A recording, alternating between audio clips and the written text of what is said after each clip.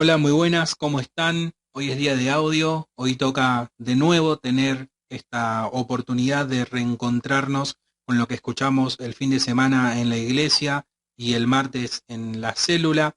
Recuerden que la idea de este repaso es para que sigamos manteniendo viva esta conversación a la cual llamamos palabra de Dios, porque vamos a la iglesia, vamos a la célula y abrimos nuestra Biblia para escuchar lo que Dios nos quiere decir y por lo tanto es una conversación hacia nuestro interior y que también es una conversación que deberíamos tener con nuestros hermanos, porque de esta forma es la que nos edificamos los unos a los otros. De ahí que te invito a que te tomes 15 minutitos para reencontrarte con el tema, que te prepares un matecito o lo que sea que tomes y que escuches para que puedas encontrar la forma de ver la aplicación de esta palabra y para poder ayudar a otros a que también encuentren la forma de ver esta palabra materializándose en su vida. Así que vayamos a leer el versículo base de esta reflexión que se llama El llamado de Cristo y que se encuentra en Mateo capítulo 4 versículo 19 y 20. Yo lo voy a leer en la versión Reina Valera 1960 y dice: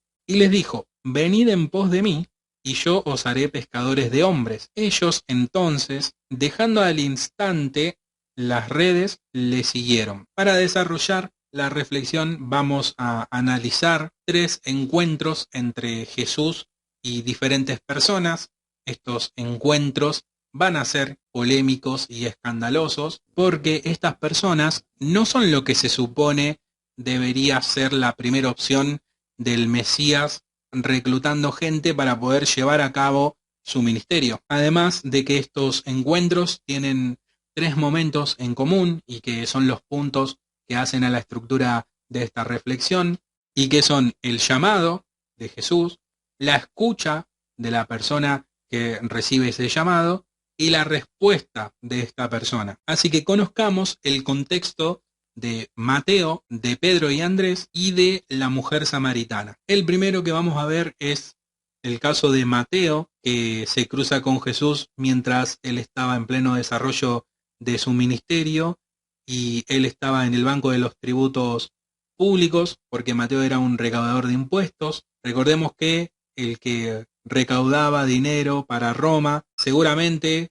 también tenía cierta fidelidad para el opresor, y esto generaba que los compatriotas le tengan cierto odio, sobre todo porque podría darse también la posibilidad de que al recaudar impuestos puedan quedarse con algún vuelto, por así decirlo. Además, también el impuesto en ese sentido era una forma más de sometimiento, de una muestra de que ni siquiera la tierra que habitaban era suya. Entonces la figura de los recaudadores de impuestos era, en resumen, el recordatorio de esa opresión por parte del Imperio Romano. Así que tenemos a Jesús llamando a un desplazado, a un odiado por sus compatriotas. En segundo lugar, vamos a conocer la historia de Pedro y de Andrés, que la vamos a encontrar en Mateo capítulo 1, versículos 16 y 20, y en Lucas capítulo 5, del versículo 1 al 5.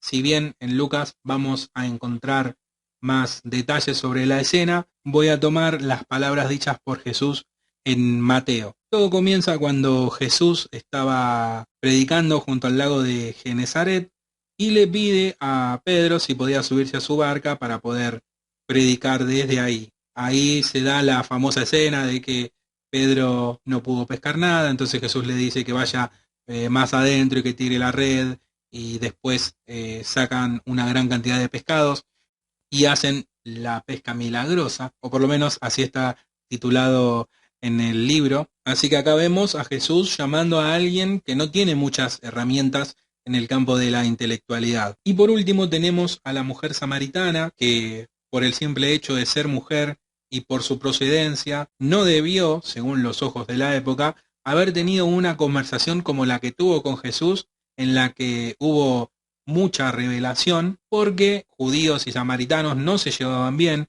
al punto de que evitaban cruzar por tierras del otro bando, cosa que no hizo Jesús, porque él salió de Judea y fue rumbo a Galilea, pero pasó por Samaria. Y para que se entienda lo marcado que estaba el conflicto entre ambos bandos, creo que en Lucas 9, si no me equivoco, vamos a ver una escena en la que los mismos discípulos le dicen a Jesús que entonces podrían orar para que caiga fuego del cielo y consuma a todos los samaritanos. Y otro episodio que remarca un poco la forma despectiva que tenían para con los samaritanos se da en Juan 8:48, en el que buscan desacreditar a Jesús diciéndole samaritano endemoniado. Y este odio entre pueblos es algo que viene desde los tiempos de Salomón. Bueno, hay toda una historia muy interesante sobre eso, sobre cómo se fue construyendo este odio, que por una cuestión de tiempo no lo vamos a nombrar, pero tengamos en cuenta que si se inicia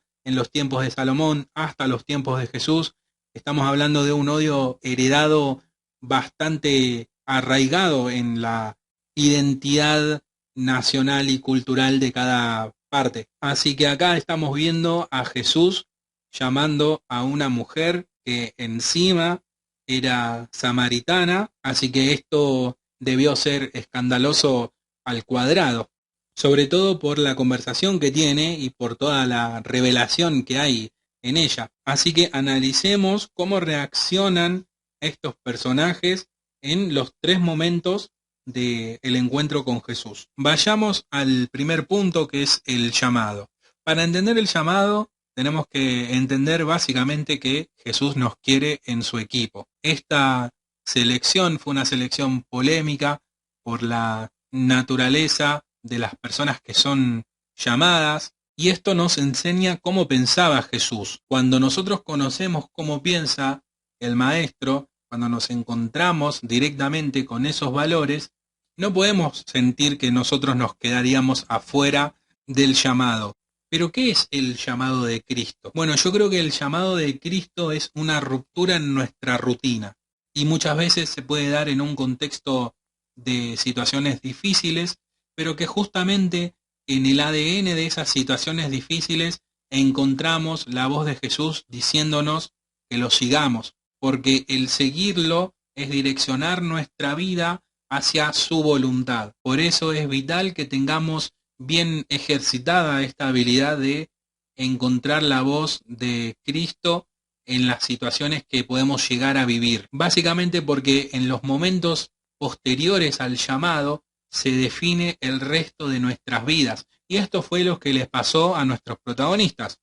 En el caso de Mateo, él estaba teniendo un día común y corriente en su trabajo, seguramente siendo insultado y escupido por sus mismos compatriotas, pero que se encuentra con Jesús que le dice, sígueme. Pedro y Andrés estaban teniendo un mal día porque no habían pescado nada, y aún así se encuentran con Jesús que les dice, venid en pos de mí y haré que seáis pescadores de hombres. Estas palabras reflejan cómo se resignifica la vida de alguien a partir de escuchar el llamado de Cristo. Y en el caso de la mujer samaritana que iba a tener un día más de ir a buscar agua, se encontró con un desconocido que le pidió agua y le dijo, dame de beber. Acá nos metemos en el segundo punto, que es la escucha. Nosotros tenemos que tratar de que la vida, de que el día a día, de que las situaciones malas, de que la rutina, por más pesada que sea, no nos quite la capacidad de escuchar, de poder escuchar a Jesús llamándonos. Mateo escuchó las palabras de Jesús y no necesitó nada más. Se levantó y lo siguió. Pedro y Andrés escucharon esto de los convertiré en pescadores de hombres, así que dejaron sus cosas y al instante le siguieron. Y la mujer samaritana escuchó que si ella conociera quién es el que le pide de beber, sería ella la que le pediría el agua. Haber escuchado el mensaje les representó a ellos una dirección de vida, y por eso nosotros tenemos que estar muy atentos a lo que el Señor nos quiere decir. Y hay algo en lo que estoy seguro, no solo porque lo encontramos en la Biblia, en todas las veces que Dios sale al encuentro de las personas, sino también porque así funcionó en mi vida y estoy seguro que va a funcionar en la tuya. Que cuando escuchamos esas palabras, cuando dejamos que ese mensaje entre a nuestro interior, nos enamoramos y no nos queda otra más que seguir a Jesús y encaminar toda nuestra vida hacia el cumplimiento de su voluntad. Por eso te invito a que te enamores o que te reenamores de aquellas palabras que entraron en tu vida en aquel primer encuentro que tuviste con Jesús. Y si aún no lo tuviste, bueno, es una buena oportunidad para poder entender cómo funciona el llamado del Maestro que no deja afuera a nadie. Y el punto número 3 es la respuesta que tuvieron estas personas después de haber escuchado el llamado de Cristo. Mateo lo siguió y después hizo un banquete al que invitó a sus amigos recaudadores, y ahí estaba Jesús sentado entre pecadores y recaudadores de impuestos. Acá los fariseos le van a preguntar a los discípulos qué hace su maestro comiendo con este tipo de gente, buscando señalar para seguir perpetuando esta separación o esta discriminación de los que ellos señalan como pecadores. Sin embargo, Jesús da una respuesta categórica que les dice: los sanos no tienen necesidad de médico, así que vayan y aprendan lo que significa misericordia quiero y no sacrificio. O sea, Jesús los manda a estudiar, los manda a leer la Biblia, porque eso es lo que hace falta cuando alguien quiere decir quién debería ser llamado, incluso si nosotros mismos pensamos que podemos decidir si Jesús debería llamarnos o no. Cada vez que pasa eso, Jesús nos manda a estudiar, nos manda a leer la Biblia, porque hay toda una Biblia que nos enseña que esto no es por mérito, que esto no es porque somos buenos o somos mejores que los demás. Esto es porque Jesús nos ama y porque nos da la posibilidad a todos de poder seguirlo. Pedro escuchó el llamado, dejó las redes para seguirlo y así convertirse en el pescador de hombres que llevó el evangelio fuera de Israel. Y por último, la mujer samaritana, después de tener tremenda revelación, dejó su cántaro y fue en busca de los suyos para comentarle que había tenido un encuentro con el Mesías, y los trajo, y Jesús pasó con ellos toda una tarde hablando y compartiendo. O sea, la respuesta de quien logra escuchar el llamado es la acción, es el ir y el hacer, porque esto es seguir a Jesús. Así como Él llamó a gente que se suponía no debía haber llamado, así como nos llamó a nosotros, como se suponía que no nos debía haber llamado, nosotros vamos y llamamos a quienes están en nuestra misma situación. Y quien logra hacer eso, esto es, mis queridos amigos, crecer a la estatura del varón perfecto. Y a modo de conclusión, queda decir que aquellos que tuvimos un encuentro con Jesús, deberíamos tener este ejercicio de volver a ese primer encuentro en el cual se nos reveló hacia dónde debe ir el rumbo de nuestras vidas, para no olvidar esa dirección y no perder ese camino. Si alguno se quedó, si alguno quizás fue hacia otro lado, el volver al llamado permite que se refresque nuestra memoria, que nuestro espíritu recuerde hacia dónde debe ir, y si nunca lo tuvimos, bueno, saber que funciona de esta manera nos ayuda a combatir todos esos argumentos nuestros o de los demás que nos vienen a decir que nosotros no somos dignos de ser llamados por Jesús. Quiero decirte que Jesús sigue llamando a los desplazados para que formen parte de su familia, porque Él todavía sigue usando a los necios para avergonzar a los sabios de este mundo.